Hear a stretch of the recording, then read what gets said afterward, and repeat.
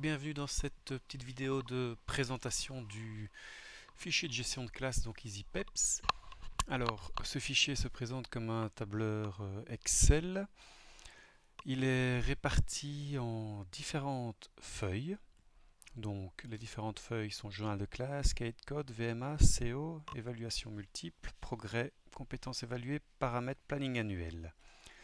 Alors, la première feuille qui nous intéresse, donc, c'est la feuille du journal de classe. Mais avant de poursuivre, donc, ce fichier fonctionne donc grâce à Google Drive et Google Sheets, qui permet une synchronisation automatique et directe entre différents supports, donc qui peuvent être un smartphone, un téléphone, une tablette, enfin un smartphone, une tablette, un PC portable ou un PC fixe par exemple. Donc ça c'est vraiment très intéressant. Donc si vous utilisez n'importe quel support, automatiquement tous vos autres supports seront mis à jour. Alors, lorsque je reviens sur cette feuille journal de classe, donc la partie supérieure concerne tout, on va dire un peu le temps, donc les semestres et périodes en cours. Donc vous remarquez que semestre 1 et le semestre 2 sont séparés donc en 4 périodes chacun. Il y a donc 8 périodes disponibles sur l'ensemble de l'année. Alors les pourcents ici représentent en fait l'impact de chacune des périodes et des semestres dans la pondération totale.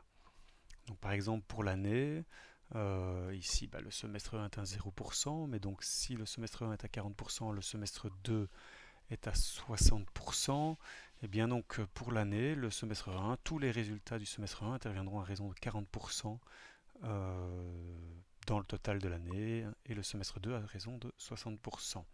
Donc tout ceci, toutes ces informations de paramétrage, de pondération, donc nous y reviendrons après un petit peu plus dans le cahier de code, ou dans une autre vidéo, et dans d'autres vidéos également. Alors les lignes suivantes concernent les évaluations. Donc lorsqu'il y a une évaluation certificative à entrer, donc par exemple une évaluation certificative de fin de cycle, eh bien nous l'entrerons grâce à ces lignes-ci, grâce à cet outil d'évaluation. Alors c'est je veux dire, si vous rentrez correctement les informations ici, automatiquement toutes les moyennes et tous les résultats seront transférés au sein du cahier de code, donc qui est automatisé. Les lignes suivantes concernent, on va dire, le journal de classe à proprement parler. Donc le journal de classe où nous rentrerons la date du cours, le nombre d'heures de cours ainsi que l'intitulé du cours.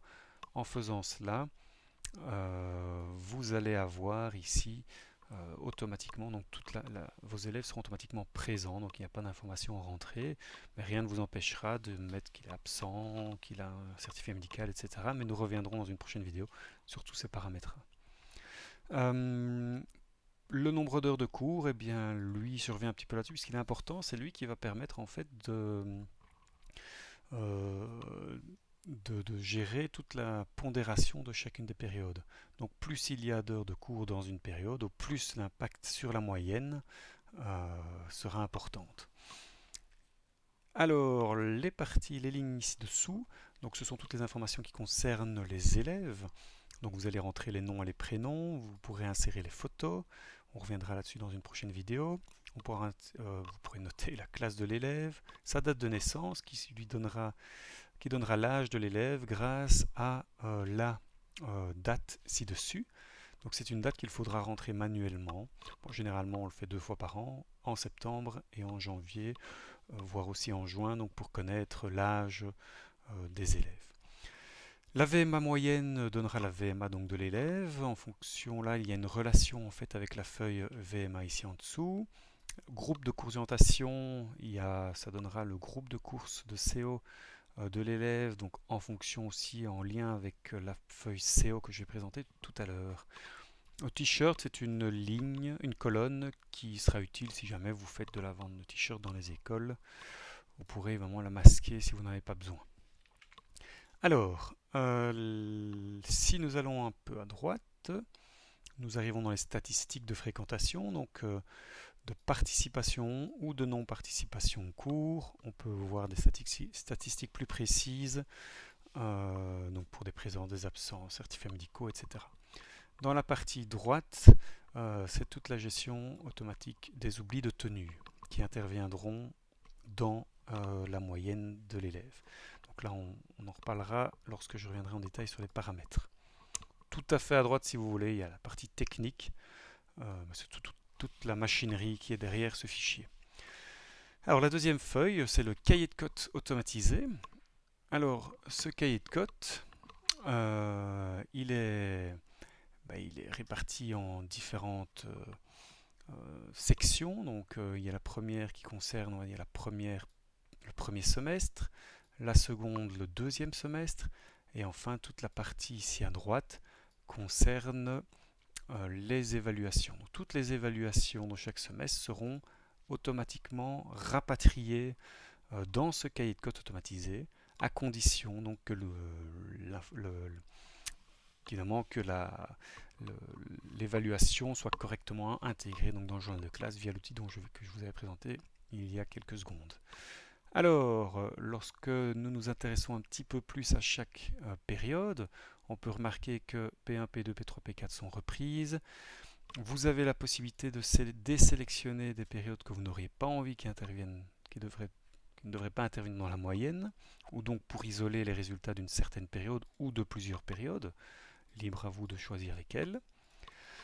Alors, ces périodes, donc, comme j'ai dit, elles sont toutes pondérées l'une à l'autre grâce au nombre d'heures de cours, donc, et ce pourcentage s'affichera ici au-dessus. Alors, les champs seront également pondérés entre eux, et là, je reviendrai là-dessus plus tard, puisque c'est une option également qui fait partie du journal de classe. Vous pourrez choisir finalement le poids de chacun des champs en fonction du nombre d'heures de cours que vous aurez donné dans chacun des champs. Alors, les moyennes, vous aurez ici la moyenne pondérée des périodes, et au-dessus, vous pouvez remarquer donc, que le travail journalier interviendra à 50%, que l'ensemble des champs, ici vous avez la moyenne pondérée des champs, donc de champs 1, 2 et 3, pour la période 1, 2, 3, 4, et bien là, donc, il fera la moyenne pondérée des 3 champs. Au-dessus, on voit que les champs vont intervenir à 50%. Pourquoi? Eh bien, pour avoir la moyenne donc, du semestre 1. Donc, le semestre 1 sera à 50% réalisé grâce aux champs et 50% grâce au travail journalier. On a la même chose évidemment pour le semestre 2. Mais ce qu'il y a en plus, c'est la moyenne de l'année ici. Et la moyenne de l'année sera donc calculée et pondérée en fonction de l'impact du semestre 2 et du semestre 1 sur l'année. Alors en dessous, si je ferme ici, nous avons toutes les statistiques. Il ne faut pas s'en faire de ce petit message. Lorsque vous faites une action, vous êtes sûr de votre action. C'est au cas où vous feriez une erreur de manipulation qu'elle apparaît. Voilà, donc si vous êtes sûr, vous pouvez mettre OK. Donc là, vous voyez que j'ai appuyé sur le petit plus, ça cache tous les noms. Et ça me permet d'arriver dans un autre endroit de statistiques. Statistiques par élève. Donc je sélectionne ici dans la liste l'élève. Et j'aurai, grâce à ça, tous ces résultats qui s'afficheront. Ça permet en fait, lorsque vous recevez un parent, de tout simplement de ne pas afficher les résultats de tous les élèves autour. Ici en dessous, automatiquement les classes apparaîtront et vous aurez des statistiques de classe pour chacune des évaluations. Là en dessous, ce sont les statistiques globales, la moyenne, le maximum et le minimum. Vous pouvez évidemment cacher ces informations si nécessaire. En bas, c'est un peu de la technique. Voilà pour la partie cahier de code. La VMA maintenant, donc là je reviendrai dans plusieurs vidéos, dans d'autres vidéos sur vraiment l'utilisation de cet outil. Mais grosso modo, grâce à un test de base, par exemple le bip intérieur, donc le LUC léger, vos élèves auront automatiquement une VMA donc seront automatiquement répartis en groupes de VMA. Grâce à ces groupes, vous pourrez établir des programmes de séances, mais je reviendrai là-dessus plus tard. La cours d'orientation, même chose, donc les élèves ont été répartis donc, en groupes de VMA Et en CO, c'est la même chose, donc ils seront à nouveau en groupe liés en fonction de leur VMA. Alors je propose trois courses d'orientation, j'y reviendrai dans une prochaine vidéo. L'évaluation multiple, j'ai mis test, mais ce sont plutôt des critères d'évaluation qui sont là. Donc ces critères d'évaluation pourront être définis. Vous avez ici la pondération pour chacun des critères et en notant cette pondération, vous verrez l'impact en pourcent ici de chacun des critères. Voilà. Vous pourrez évaluer vous pourrez choisir chaque critère, sur combien vous l'évaluez, vous obtiendrez une note sur 10. Je reviendrai également là-dessus dans une prochaine vidéo. Progression, vous avez deux évaluations, vous en choisissez une au hasard, enfin vous en choisissez une, par exemple basket initial, en fonction de ce que vous avez réalisé, basket final, et vous pourrez voir, ou endurance 1, endurance 2, vous pourrez voir l'évolution de votre élève. Le prochain onglet concerne les compétences qui ont été évaluées de façon certificative. Vous verrez combien vous en avez évalué par semestre et combien de fois vous avez évalué sur combien de fois vous avez évalué la compétence sur chaque semestre et sur l'ensemble de l'année. Donc ça permet en fin d'année de savoir quelle compétence a été moins sollicitée ou pas du tout sollicitée afin de la retravailler plus tard si nécessaire. L'onglet suivant, je vais venir sur le planning avant de commencer aux paramètres. Planning annuel qui vous permet de planifier en fonction de salles et d'activités que vous pourrez définir grâce à ces deux colonnes. Les compétences ici, ce sont les compétences sollicitées et vous pourrez voir donc combien de fois vous avez sollicité les compétences sur chacun des semestres et sur l'année. Enfin, le dernier onglet, les paramètres qui vont vous permettre de paramétrer au mieux le fichier pour qu'il puisse correspondre au mieux au fonctionnement de votre école, à votre fonctionnement personnel, également au mieux par rapport à votre document d'intention pédagogique que vous distribuez aux élèves en début d'année. Alors il y a 5 on va dire menus principaux. Le premier qui concerne des abréviations pour les champs, les semestres et les périodes, mais je reviendrai là-dessus en détail dans une prochaine vidéo. Ici, le paramètre 2 vous permet de choisir entre les compétences terminales ou socle. Le paramètre 3 va concerner tout le journal de classe, donc par exemple le travail journalier, la légende du journal de classe, les oublis de tenue, les évaluations si vous laissez une case vide. Le cahier de cote pour le menu 4 va gérer tout ce qui est pondération, donc elles pourront être automatiques ou manuelles. Le passage de points à appréciation si vous en avez besoin. La gestion des arrondis. Alors, le menu 5, ce sont toutes les échelles d'évaluation. Donc, si votre élève réalise telle performance, il aura autant de points.